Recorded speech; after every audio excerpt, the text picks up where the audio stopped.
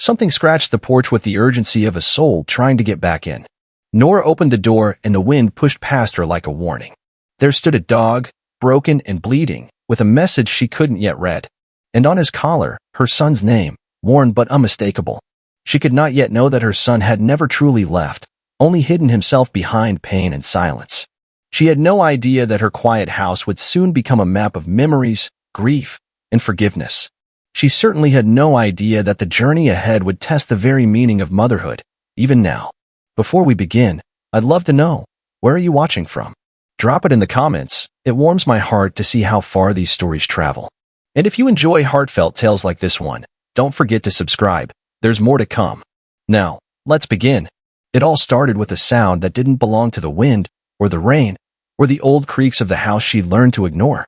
Nora Mathis, 73 years old, standing barefoot in her kitchen in Boone County, Missouri, felt something in her spine before she ever heard the noise at the door.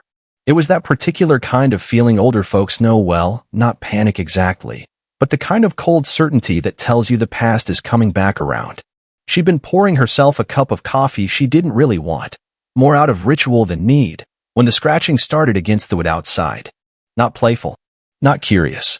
This was claw on wood, low to the ground, urgent in the way that only the lost and desperate know how to be.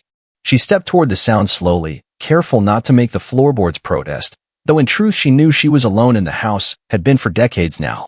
Outside, the wind pulled at the porch swing, making it squeak just once, as if the whole storm paused to take a breath. And then came that sound again, faster this time, like whatever was out there had grown afraid that it wouldn't be heard in time. Nora didn't believe in signs anymore, hadn't since Daniel left for the war and silence became her only visitor, year after year after year.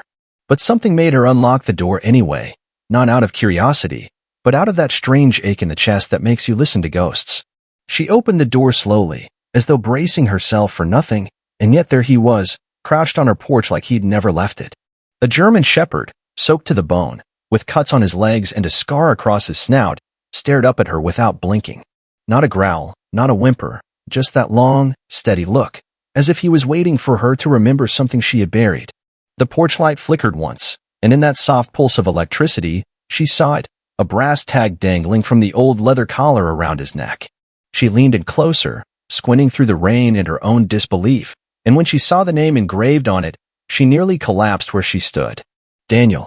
It wasn't a common name in these parts, and it wasn't a name she'd said aloud in over 20 years, not since the day he left her behind. Her fingers touched the tag, not trusting her eyes, and for a moment, the dog didn't move at all, just let her hold on, like he understood what the name meant to her. She stepped back, her hand covering her mouth, and the dog, wounded and drenched, stepped forward into the light like he had been expected all along. With every ounce of strength she had left, she opened the door wider and whispered into the rain, "Come in, then, if you've come all this way." Inside, the house still smelled faintly of books, mothballs, and cedar, a quiet place, too quiet for most folks, but just loud enough to keep her breathing. The dog walked past her with a slow, deliberate limp, pausing only once to glance at the hallway like he knew where everything used to be. She grabbed an old towel from the basket by the firewood and knelt beside him, drying the worst of the rain and mud from his thick, matted coat. And that's when she felt it, tucked into the collar, tied and sealed, a small waterproof tube that didn't belong to any ordinary stray. Her hands trembled as she unscrewed the top and gently slid out a strip of paper, folded with care, stained by water but not ruined. The ink had bled in places, but 3 words remained untouched by the storm, standing alone in the middle of the page like a voice from the past. "Mom, forgive me." She read it once, then again, her breath catching between each syllable like it had to work harder to carry that much weight. He hadn't called her Mom since the day he left, hadn't written, hadn't called, hadn't returned, not even after the war ended or the funeral came and went. She thought maybe he was gone for good, not just from the world, but from the part of her heart that still believed in apologies. She sat back on the worn green couch, the same one she and Daniel used to share during Sunday afternoon reading sessions, and stared into the fireless hearth. The dog, her uninvited, unforgettable guest, curled at her feet like he'd always belonged there, his breathing deep and slow, like he was finally home. She held the letter in her lap, along with every question that now burned behind her tired eyes, and looked down at him as if he might answer. And though she didn't speak it aloud, the thought pulsed in her chest like a prayer. What have you seen, boy, and what are you still carrying? Then, just as the wind eased and the silence settled again, the dog lifted his head and stared at the front door, not in fear, but with purpose. He stood slowly, legs shaking, then looked back at her once more before taking a few quiet steps toward the entrance like he was waiting for her to follow. Nora sat there for a moment, torn between the comfort of her quiet and the weight of that name, still echoing in her hand. Finally, she rose from the couch, moved toward him, and placed her hand gently on his back, not to stop him, but to join him.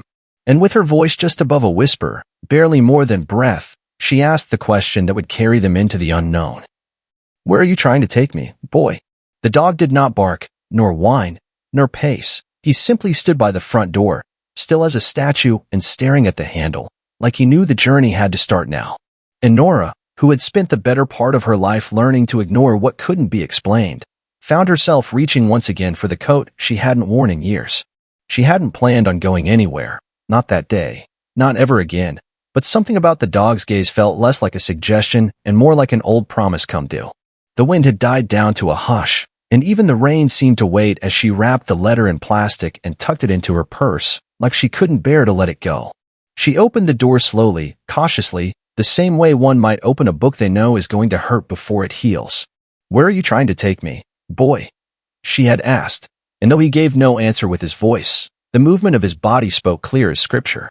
He stepped out into the damp, dark yard, his limp noticeable but determined, his nose turned to the gravel road like he was following a thread too thin for her to see.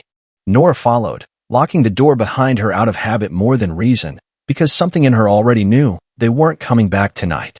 She opened the garage, brushed off the layer of dust from the driver's side mirror, and waited for the ache in her knees to pass before sliding behind the wheel. The truck, a 1996 Dodge Dakota with more rust than paint, coughed awake like an old man who wasn't done telling his story yet. She opened the passenger door, laid down an old quilt across the seat, and the dog, without needing to be told, climbed in as though he'd ridden beside her 1,000 times.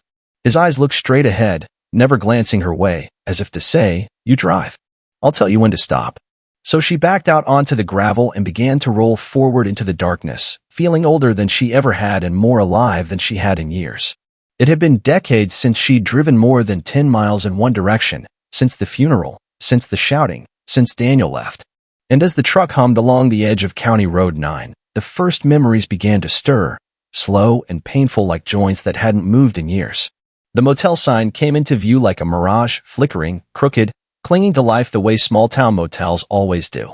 It wasn't much, the Sunset Motor Inn, but the dog sat up taller in his seat, ears twitching as the place came into full view, like he'd found something familiar. Nora pulled in, parked beneath the buzzing orange light, and sat for a moment as the engine ticked into silence, wondering what she was supposed to find in a place like this. The dog jumped down without hesitation, walked straight to room number 6, and sat beside the door like a soldier reporting for duty. And when the man inside opened the door, half-dressed, hair like straw, eyes too tired to pretend, he stared at her for a long time before speaking. "You're the woman he called Ma, ain't you?" he said, scratching his belly and squinting into the light. Nora couldn't find her voice at first, not because of fear, but because she'd forgotten what it felt like to be recognized as a mother again. "I suppose I am," she finally said, her hand gripping her purse like it might float away if she didn't hold it still. The man stepped out, gently closing the door behind him, and leaned against the porch rail like it hurt to stay standing. "Fella came through here a couple weeks back," he said slowly. "I's falling to the shepherd. Had that dog with him. Wouldn't give me a name. Wouldn't take a shower either." Nora blinked hard, swallowing the question that had waited too long to be asked. Was he all right? The man shook his head, not with drama, but with the kind of slow sorrow that said he'd seen a lot and understood even less. "Could tell something was broken in him," he said, voice low, like he didn't want the walls to hear. "Didn't sleep. Just sat on the bed and stared at the floor like it was going to tell him how to go home." The dog let out a breath, not a whimper, but something softer, like he knew what the man meant and wished it weren't true. "He left in the middle of the night," the man continued, eyes on the gravel. "Didn't say goodbye. Just patted the dog and walked off like he was chasing something no one else could see." Nora felt something inside her move, not grief exactly, not guilt either, but something heavier than both, a mother's shame wrapped in time. She turned to the shepherd and asked, voice nearly a whisper, "Did he leave you, or did you leave him?" The dog looked up at her then, really looked, and she could swear there was pain behind those eyes, like he'd made a choice no creature should have to make. The motel owner stepped off the porch and walked toward the office, calling over his shoulder, "If you're going after him, ma'am, take the dog. He's all the compass that boy had left." Nora nodded once, slow and firm, the way you do when someone tells you what you already know deep in your bones. They drove deeper into the night after that, toward a destination she couldn't name, led by a dog who never looked back once. She drove with both hands on the wheel, shoulders tight, eyes flicking to the road signs as though any one of them might say Daniel was here. And somewhere just before dawn, when the highway stretched empty and wide beneath a soft gray sky, Nora said aloud, mostly to herself but not entirely, "Why would he send you back, but not come himself?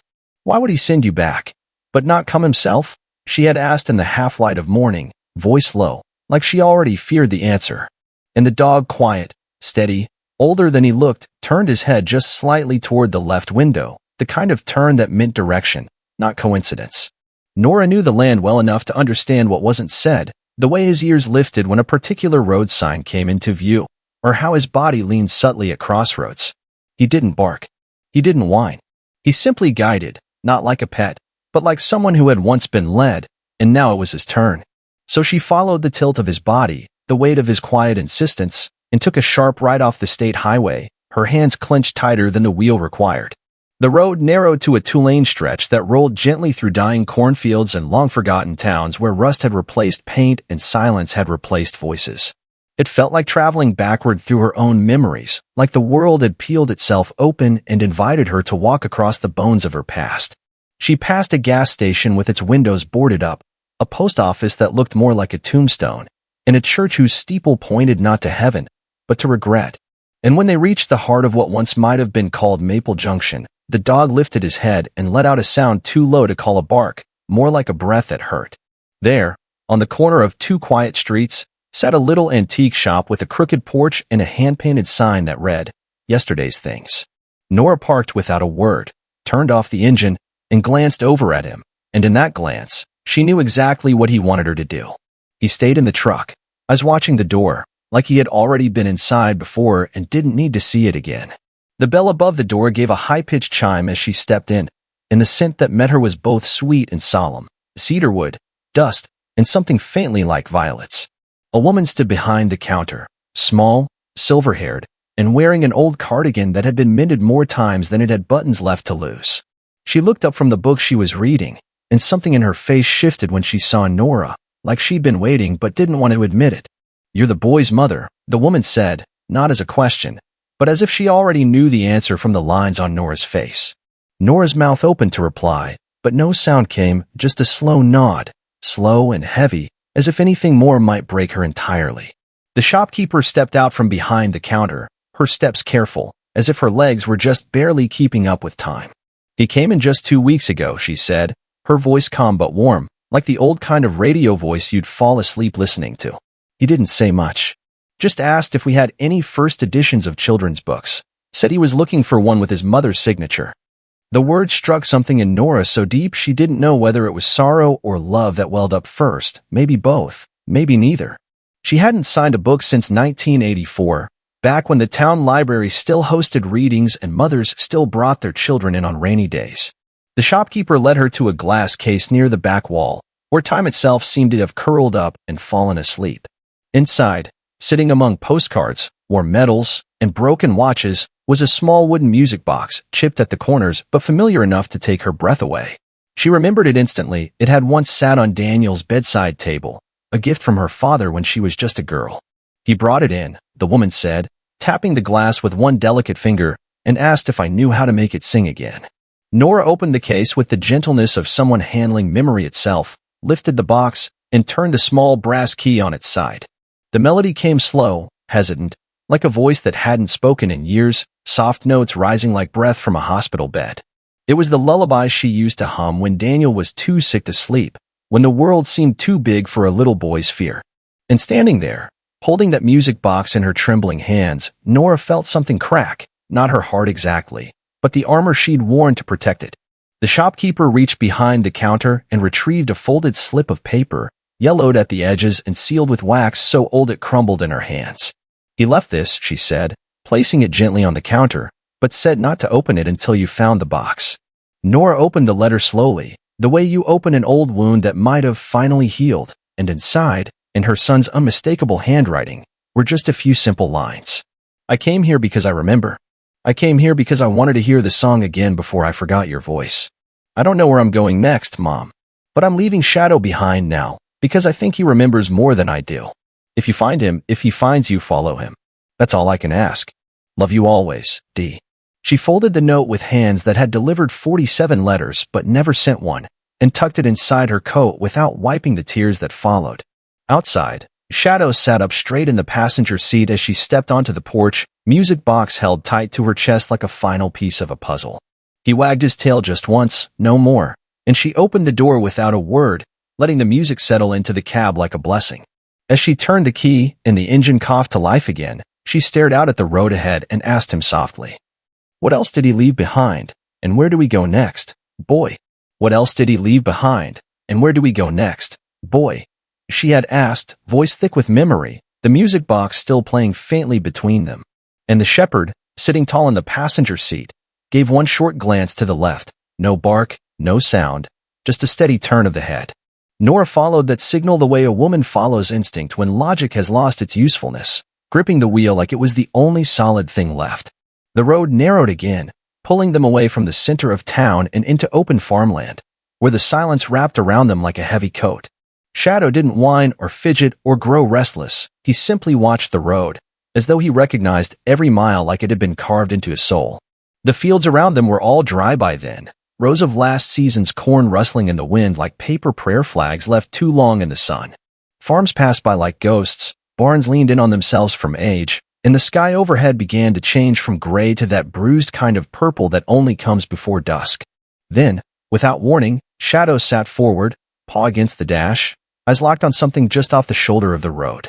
Nora eased the truck to a stop, gravel crunching beneath them like bones, and followed his gaze to an old dirt path barely wide enough for the tires. The sign nailed to a crooked post said, "Collins Property, no trespassing," but the paint was so faded it might as well have read, "Try if you must."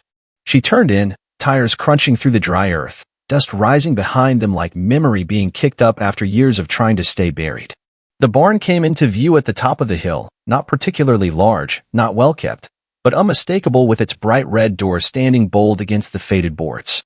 Something about the way it stood, proud, silent, weary, reminded her of a man who'd seen too much but refused to fall.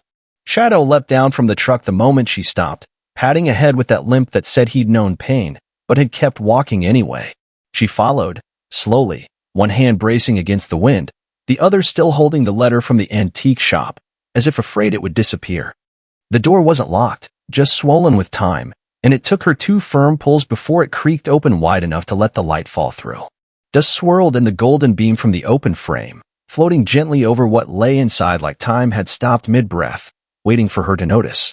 There wasn't much, a few wooden crates, a rusted bicycle, an old army cot. But in the far corner, tucked beneath a stack of folded tarps, sat a metal box. Not the kind you'd find in an attic full of broken ornaments. No, this was military, standard issue, olive green, dented but not broken. She knelt slowly, easing it out from the shadows, and lifted the latch, heart rattling like the loose nails in the barn's frame. Inside were journals, 5 of them, all the same size, same make, pages worn and curled like they'd been read over and over again. The top one was open, and on the inside cover, in that same unmistakable hand, were the words, "If I disappear, this is what's left." She sat down right there on the barn floor, cross-legged like she used to be when Daniel was still a boy, and asked her to read him bedtime stories. Page after page held pieces of a man she hadn't known, not the boy with skinned knees and a dream about the Air Force, but the man shaped by shadows and sand. He wrote of deserts and sounds he couldn't forget, of waking in the middle of the night convinced the world was on fire, and of looking for her name in dreams that always ended too soon. There were entries about Shadow, too, how he had found him wounded outside a checkpoint, how they had healed together, not in the body, but in the soul. He wrote how the dog didn't flinch during shelling, didn't bark in the night, didn't leave even when everything else did. He knows more about me than I want anyone else to know. But one passage, written in ink darker than the rest, held her breath like a grip around her chest, and she read it twice before she could move again. "I don't come back because I don't know how to be Daniel anymore. And I'm afraid if I do, she'll see what's missing. I'm afraid she won't love the part of me that's still here. Nora closed the journal gently, hands shaking not from the cold, but from the weight of truth, and she looked at the dog, now lying just beside her. He watched her not with pity, but with the kind of stillness that only comes from those who've carried more than their share of burdens. She reached over and ran her fingers behind his ears, whispering softly like the wind through corn husks, "He thought I couldn't love what came back broken." Shadow leaned into her touch and let out a low breath, one that felt more like release than comfort, like he had been waiting for that line to be spoken. Outside, the sun had dipped just far enough below the horizon to set everything in gold, even the dust, even the pain, even the past. Nora stood, carefully gathering the journals and tucking them into a canvas bag she found nearby, her joints stiff but her resolve steady. She turned to Shadow and asked the question that came next, as natural as breath after silence. "Where did he go when he left this place, boy? Where did he go when he left this place, boy?" she had asked, standing among dust and journals, in the kind of silence that doesn't leave easily. And without hesitation, without sound or ceremony, Shadow stood on all fours, turned toward the open barn door, and began to walk as if the next page of the story had already been written. Nora gathered the journals with the care of a librarian handling sacred text, tucking them into her canvas satchel like she was protecting living things, not just ink and paper. The air had cooled by then, soft and crisp with the kind of autumn quiet that makes your heart feel like it's listening for something too far away to hear. She followed him out, the barn door creaking closed behind her, and climbed slowly back into the truck, the ache in her knees somehow less painful than the ache in her chest. Shadow didn't rest as they drove. He sat upright, alert, eyes forward like he was reading road signs that only he could understand. They passed a string of shuttered farmhouses and rusting tractors, the kind of back roads where mailboxes leaned like old men, tired but still standing. And just as the last light of day slipped beneath the tree line, they turned onto a narrow gravel path with no marker and no name, swallowed quickly by the woods. The trees grew dense here, thick arms of oak and pine casting long shadows over the trail, the truck's headlights flickering against trunks like flashlights in an old attic. Then, through the trees, a shape emerged, small, worn, and leaning slightly to one side, like time had tried to forget it but never quite succeeded. It was a church, or at least what remained of one. No sign out front, no windows in the frames, just stone steps and a bell tower with nothing left to ring. Shadow jumped from the truck before she could stop him, his paws crunching on leaves and pine needles, tail held low but steady as he approached the doorless entrance. Nora followed slowly, her breath catching on the stillness inside, not from fear, but reverence, the kind that falls over you like soft snow when a place remembers sorrow. The pews had been removed, or maybe rotted through, but along the altar wall sat a line of old cassette players, stacked like offerings at the feet of a forgotten god. And beside them, as deliberate as scripture, sat a box labeled in thick, uneven handwriting. For her, if she ever comes. Her hands trembled as she knelt beside it, lifting the lid and revealing a collection of dusty cassettes, each labeled with a date and a single word. Hope. Anger. Silence. Mother. The last one, newer than the rest, was marked in bolder pen. If you find this, I'm still trying. Nora pressed the tape into one of the machines, closed her eyes, and let the soft hiss of the cassette fill the empty chapel like breath returning to the lungs. Then his voice came, cracked, older, deeper than she remembered, but hers without question, speaking slow, like he was talking through pain and across time. I don't know what you'll hear, Mom. Maybe just noise. Maybe a stranger's voice. But I need you to know I tried. Some days I remember things clearly, like the way you laughed when I got peanut butter on your books. Other days, I don't remember if I even laughed at all. But Shadow remembers.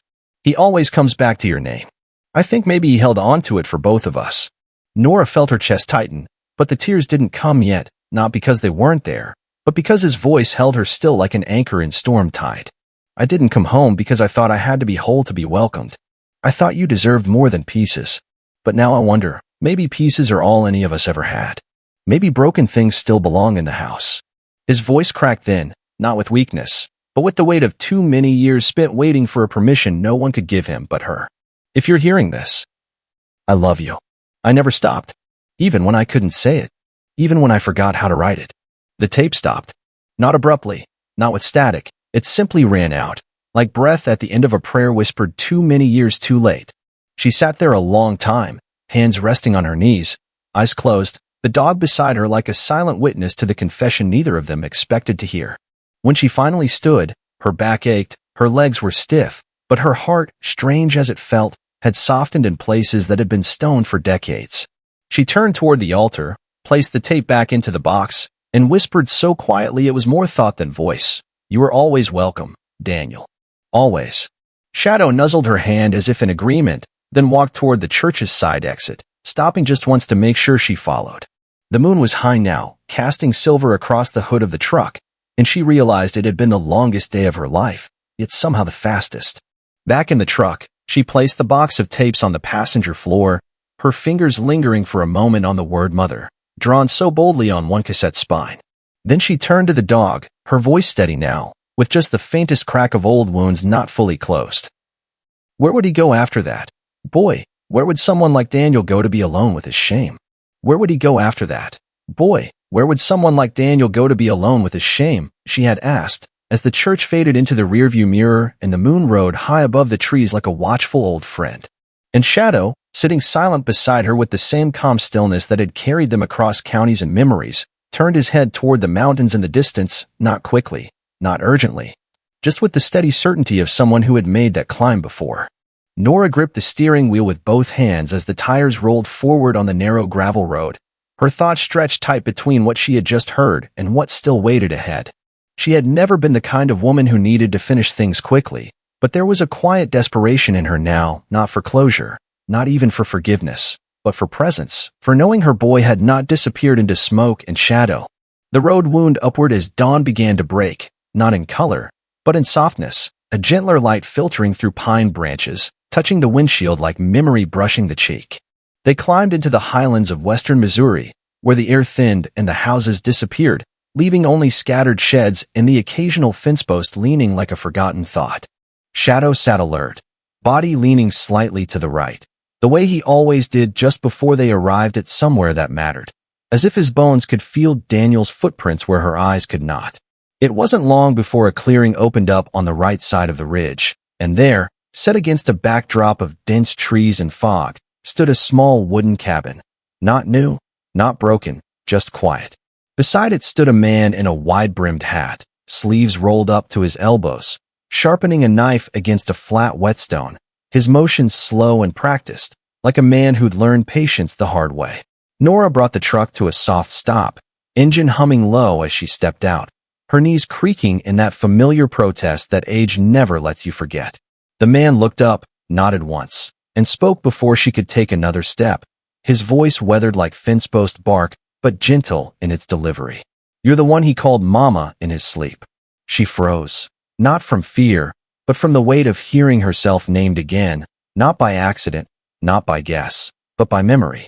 "I guess I am," she said, walking toward him slowly, her eyes never leaving his face, searching for any flicker of recognition that might lead her closer to her son. The man sheathed the knife and stood tall, not young, but strong in the way that men get when survival becomes more important than comfort. "I ain't seen him in a few days," he said, nodding toward the cabin. "But he stayed there. Worked for me sometimes. Fixed fences, cleaned the spring line. Never asked for much." Nora glanced toward the porch, where a pair of boots sat beside a folding chair, both covered in dust but placed with quiet care, like someone had intended to return. "Did he ever talk about home?" she asked, voice thick with years of not knowing how to ask the right questions. The man looked off into the trees for a moment, then back at her, as though what he was about to say carried more weight than he could hold alone. "Not really," he said, "but he talked about a woman who used to read to him, said she had a voice that could settle storms." Her breath caught somewhere between ribs and heart, because she remembered those nights, the way he'd lie across the carpet, blanket pulled to his chin, waiting for her voice to make the world smaller. "He never said he was your son," the man added, rubbing his thumb against the rim of his hat. "But he didn't have to." He stepped up onto the porch, opened the door, and gestured for her to follow, not like a host, but like a man who understood sacred space when he saw it. Inside, the air was clean, warm, filled with the scent of cedar, soap, and wood smoke, and on a small table by the window sat a black composition notebook with a pen still resting inside. Nora moved slowly, reverently, as if each step might scare off the fragile truth she had come so far to face. She opened the notebook gently, her fingers finding the first page without hesitation, and there it was, Daniel's handwriting, messy but deliberate, just like she remembered from birthday cards and school forms. The first entry read, "If she ever finds this place, I hope it's because I'm strong enough to look her in the eye again." There were pages filled with sketches of trees, words about dreams he couldn't remember, and lists of things he missed: peach cobbler, library dust, the sound of her humming on Sunday mornings. But near the back, written in firmer strokes, she found a sentence that made her knees nearly buckle. "I left Shadow with her because he always knew the way home better than I did." The man stood silently at the door, as if guarding the space between them and what could not yet be spoken. When she turned to him, tears wet on her cheeks but her chin held steady, she asked the question that had waited longer than any other. "Where is he now? Where is he now?" she asked, standing there in the small cabin that held the echoes of a son's unfinished sentences and unspoken apologies. And the man in the wide-brimmed hat, who had not once looked away from the truth hanging in the air between them, answered with quiet certainty. "He's at a place called Shelter Hill," he said, voice low and even, as if naming it required reverence, not just information. "It's not listed on maps, and there's no welcome sign at the gate, just a gravel drive and a guard who asks the right questions." He walked over to the table and picked up a slip of paper, the kind you'd find in the front of a worn Bible or a forgotten pocket, and handed it to her. The address was handwritten, barely legible, but unmistakably real, a place that clearly wasn't meant for the public but still had room for the broken. "It's a private home that used to be a ranch," the man explained, eyes on the floor now. "But these days, it's where certain veterans go when they can't quite come back." Nora took the paper, held it like something fragile, and nodded slowly, not because she understood it all, but because she knew enough to keep moving. Shadow stood beside her, ears twitching at the word veterans, as if it reminded him of somewhere he'd been or someone he once protected. The man walked them to the truck, hands in his pockets, boots crunching softly in the gravel as he spoke one more time without being asked. "He never gave his real name there," he said, glancing toward the tree lean like it might carry secrets away. "Said if he told them who he was, they might expect him to become that person again, and he wasn't sure he could." Nora felt the weight of that truth press against her chest like the first few moments before a deep cry, the kind that shakes but also heals. The drive to Shelter Hill took nearly 2 hours, winding through forgotten counties, old farmland, and stretches of highway where time seemed to stall. She didn't speak much along the way, didn't need to, because Shadow seemed to understand that some miles are meant for silence, not conversation. By the time they arrived, the sun had passed its peak, hanging low behind gauzy clouds that turned the landscape into something between a dream and a memory. The entrance was marked only by 2 stones, uncut, moss-covered, standing on either side of a narrow road that led up a gentle hill. Nora rolled the window down, the sound of gravel beneath the tires sharp in the afternoon quiet, and soon a figure stepped out from a shaded porch ahead. It was a woman, tall, strong, with the calm presence of someone who had seen much and panicked little, wearing jeans and a flannel shirt tucked into a duty belt.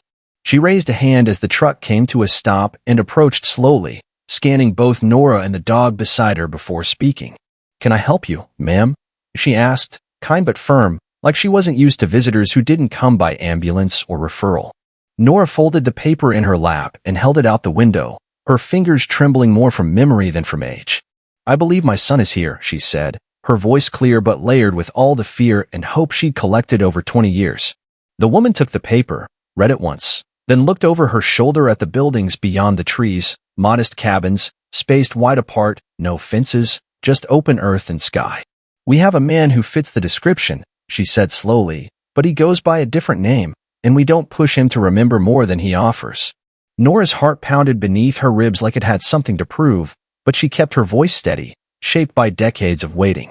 "I'm not here to force him," she said. "I just want him to know, if he's not too far gone, that I still remember him."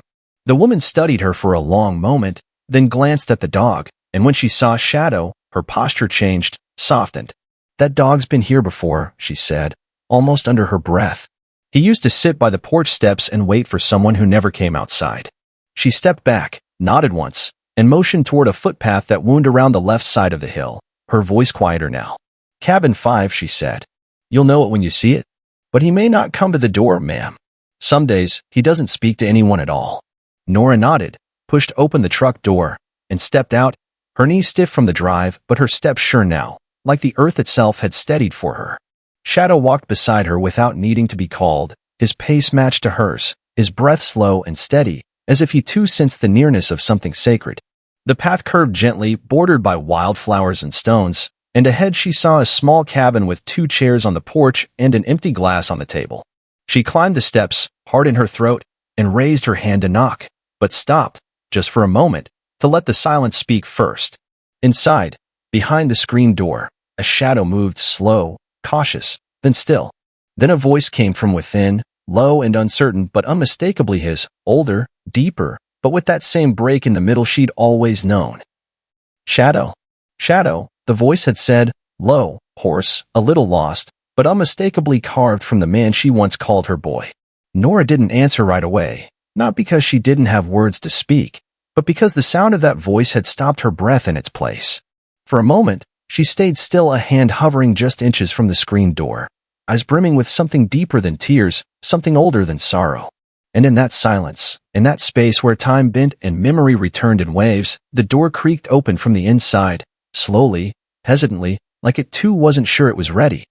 He stood there, not as she remembered him, not the clean-shaven young man in uniform from a photograph she kept in her nightstand, but older, thinner, with gray at the temples and lines around the eyes that spoke of years that hadn't been kind. His posture was tired, not broken, but bearing the weight of someone who had stood guard over ghosts too long. And yet, despite all that had changed, the beard, the limp, the way his shoulders hung lower than before, those eyes still held pieces of her Daniel. He looked at her like a man staring at the sun for the first time in years, not because it was beautiful, but because it burned to look too long. Shadow moved first, crossing the small porch in 2 slow steps before pressing his head against Daniel's knee with the softest of sighs. Daniel fell to one knee, not because someone told him to, but because his legs gave out under the weight of recognition and relief. He ran his hand through the dog's fur, fingers shaking like dry leaves, and whispered something Nora couldn't hear, a name, a prayer, or maybe both. Then, with eyes still on the animal who had carried all his secrets home, he finally looked up at her and said the only words he could find.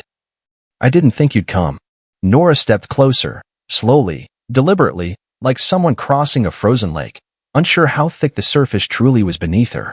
I didn't think I'd get the chance, she replied, and in those few words lived 2 decades of waiting, regret, forgiveness, and fear. He stood, wincing slightly as he shifted weight from one leg to the other, and stepped aside to open the door wider, motioning for her to come in. The cabin was small, clean, and quiet, a single room with a narrow bed, a wood-burning stove, and 2 chairs by the window facing the ridge. She sat first, settling into one of the chairs, while he moved to the other, lowering himself carefully like a man not used to being watched anymore. Neither spoke for a long while, not because they didn't have words, but because some wounds need silence to breathe before they can close. Outside, the trees rustled gently, and Shadow curled up on the rug between them, exhaling once before closing his eyes like his work was almost done. Nora looked at her son, this stranger with familiar eyes, and wanted to say everything, to ask where he had gone, what he had seen, and whether he had hated her. But all she said was, "You look tired," and in that sentence lived a mother's way of saying, "I still see you, even now." Daniel chuckled softly, the sound dry but real, and nodded once before replying, "I haven't slept well in 20 years, but last night I did." He turned his head toward the window, watching the clouds shift above the ridge like old memories trying to take shape. "I heard your voice in a dream," he said finally. "You were reading that book, the one about the river and the frog." She smiled then, not with joy exactly, but with the ache of recognition, because she knew the one he meant, Wind in the Willows, his childhood favorite. "You used to fall asleep before chapter 2, she said, and for a moment, something light flickered between them, not forgiveness, not yet, but familiarity. Daniel nodded, then reached beside his chair and lifted one of the journals she'd found in the barn, placing it gently on the windowsill between them. "I wrote a lot," he said, voice quieter now, "but I didn't send anything. Didn't think it was fair to unload all that on you." She reached across the table and placed her hand over his for just a moment, no longer than a breath, but with the strength of a mother remembering her purpose. "I would have carried it," she said, and that was the truth, not because she was strong, but because mothers carry what their children can't. He swallowed hard, eyes still on the trees, and whispered something she barely caught. I was afraid I'd be too different, that you'd see what I'd lost and not recognize what was left. The cabin filled with that kind of stillness that makes a body lean in, not away, the kind that says, this is sacred ground. Be careful here. I recognized you the second you opened the door, she said. And it was enough. He nodded, once, slowly, as if that sentence unlocked a door he had been holding shut from the inside for too many years. Shadow stirred then, lifting his head briefly, tail thumping once against the wooden floor before curling back to sleep. Outside, the sun dipped lower behind the ridge, casting the room in golden light, like God himself had decided to sit quietly among them for a while. They didn't speak much after that, just sat, the two of them, a mother and a son, in the same room for the first time in 20 years. But it wasn't the words that mattered now, it was the space between them that had finally become small enough to cross. As the light began to fade, Daniel turned toward her again, eyes wet but steady, and asked the question that had lived longest in his heart. Do you still have the letters, Mom? Do you still have the letters, Mom? He had asked, not with accusation or bitterness, but with the quiet caution of a man hoping he still had the right to ask. And Nora, whose silence over the years had grown into something heavier than words, simply nodded once and said, with a voice steadier than she expected, I never threw away a single one. They left Shelter Hill the following morning, after the dew had lifted from the grass and the light had turned warm against the cabin's wooden siding. Daniel didn't say much on the drive back, and neither did she, but it wasn't the silence of strangers anymore. It was the kind of silence where understanding grows. Shadow lay curled between them on the bench seat of the old truck, his breathing soft and even, as though the long journey home had finally given him peace. As they passed familiar turns and long-abandoned roadside stores, Nora's hand would sometimes drift near Daniel's on the steering wheel, not quite touching, but close enough to remind them both that something long broken had begun to mend. The house stood just as she had left it, white paint flaking from the porch rails, one shutter hanging crooked, the mailbox leaning like an old man who'd heard it all before. But somehow, with Daniel walking behind her, boots crunching on gravel, and Shadow trotting up the steps like he'd been born there, the place didn't feel as quiet as it once had. Inside, the furniture still smelled faintly of cedar and mothballs, and sunlight spilled across the rug in the living room where Daniel had once sprawled with crayons and dog-eared books. She moved with purpose toward the writing desk in the corner, one she hadn't opened in years except to dust it now and again, but today her hands didn't hesitate. She opened the top drawer and took out the old wooden box, dark mahogany with a brass clasp and a small crack along the bottom edge from years of being opened and closed with trembling hands. Daniel sat down on the couch, elbows on his knees, eyes lowered but alert, like a soldier waiting to be called to attention one last time. Nora placed the box between them, paused, then lifted the lid and pulled out the stack of envelopes, all addressed in her careful handwriting, all untouched, all still sealed. The letters were aged now, their corners curled and paper yellowed with time, but each one still carried her heart folded tightly inside. She handed him the first letter, dated just 3 weeks after he left, the ink slightly smudged from a tear she hadn't admitted to shedding. Daniel turned it over in his hands, staring at the postmark, then slowly slid his finger beneath the flap and opened it with the reverence of someone unfolding a lost part of himself. He read silently, lips moving slightly, brow furrowed in places, his chest rising and falling in steady rhythm until he lowered the page to his lap and looked at her. You didn't blame me, he said, not a question, not a statement of surprise, just a realization spoken like a benediction. She shook her head gently and replied, I blamed myself, Daniel. I just didn't know how to say it in a way that wouldn't drive you further.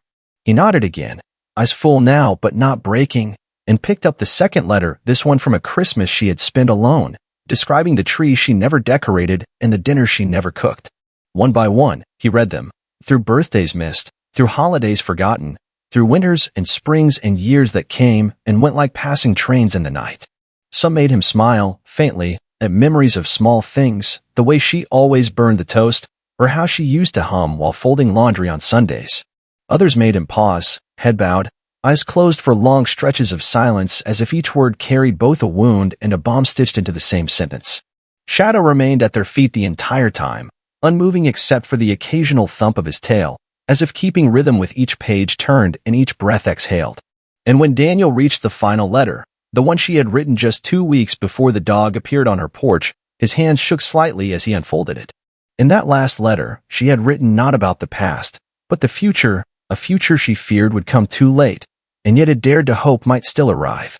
She wrote, "If this is the last one I ever write, I want you to know I would have loved you anyway, in pieces, in pain, in silence, or in joy."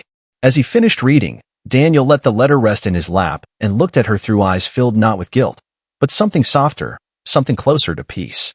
And then he said, his voice low and filled with emotion that came not from his throat but from somewhere much deeper.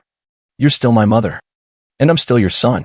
That never stopped being true, even when I didn't know how to come home." She reached for his hand, and he didn't pull away. Instead, he took it, held it tight, and for the first time since he was 19, let his head rest on her shoulder. They sat that way for a long time, mother and son, with nothing left between them but love that had survived fire, silence, and war.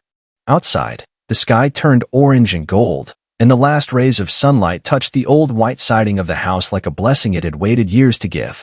Shadow shifted slightly, gave one long breath, and rested his head on the floor as if he, too, had finally completed the journey he was sent to finish.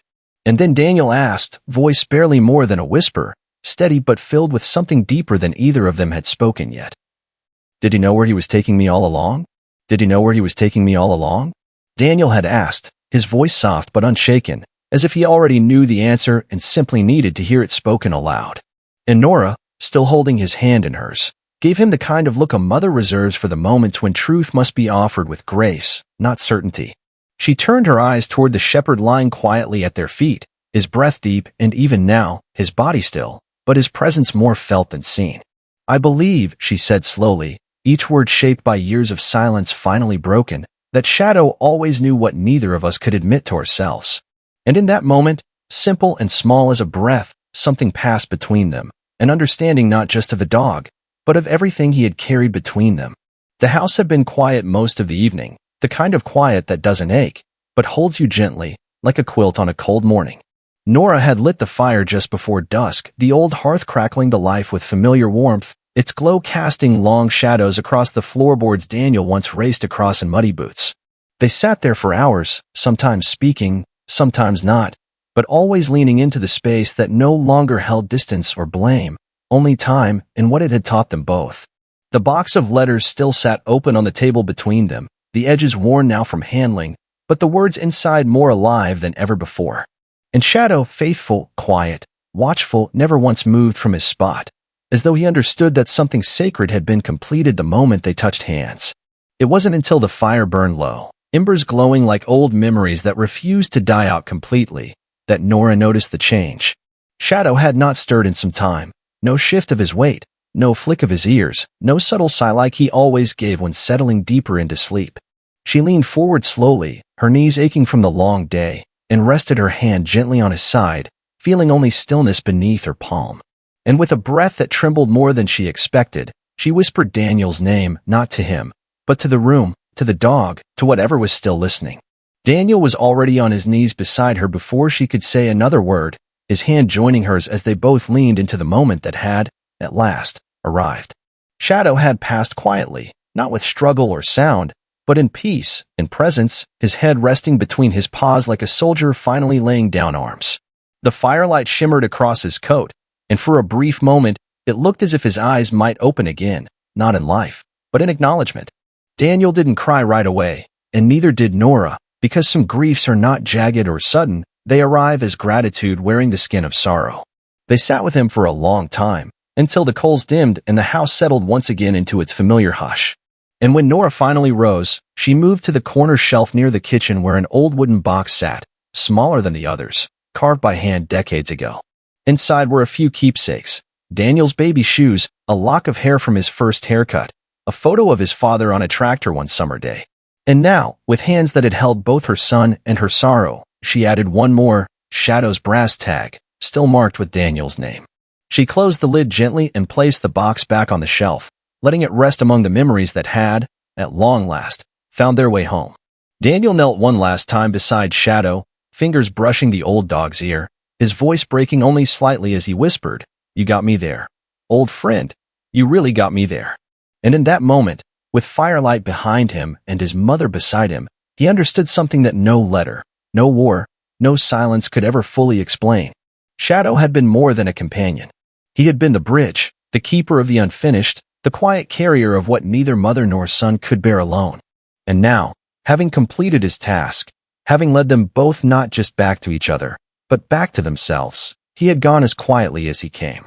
Later that night, Nora and Daniel wrapped him in the same quilt he had slept beneath since arriving, and buried him beneath the oak tree in the back pasture. The one Daniel used to climb as a boy, the one that had never stopped growing, even while they'd all drifted apart. The next morning, the house felt different, not lighter, not sadder, just more full, as if something had finally clicked back into place. Nora brewed 2 cups of coffee, just like she always had, and set them on the kitchen table without saying a word, because now there was someone to drink the second cup. Daniel sat with her, hands wrapped around the mug, staring out the window at the backyard, at the tree, at the patch of earth now marked by a flat stone. And when he finally spoke, it wasn't about war or silence or even the dog. It was about going forward. "Do you think," he said slowly, "that there's something left in me still worth building a life around?" She reached across the table, her hands settling over his the way it once had when he was a child afraid of thunderstorms. And with a voice as steady as the roots beneath that old oak tree, she answered, "I think the life that brought you back is only just beginning." Let me know in the comments, where in the world are you tuning in from? It's always a joy to see how far these stories reach. And if this one touched your heart, go ahead and subscribe so you won't miss the next one. Until next time, take care.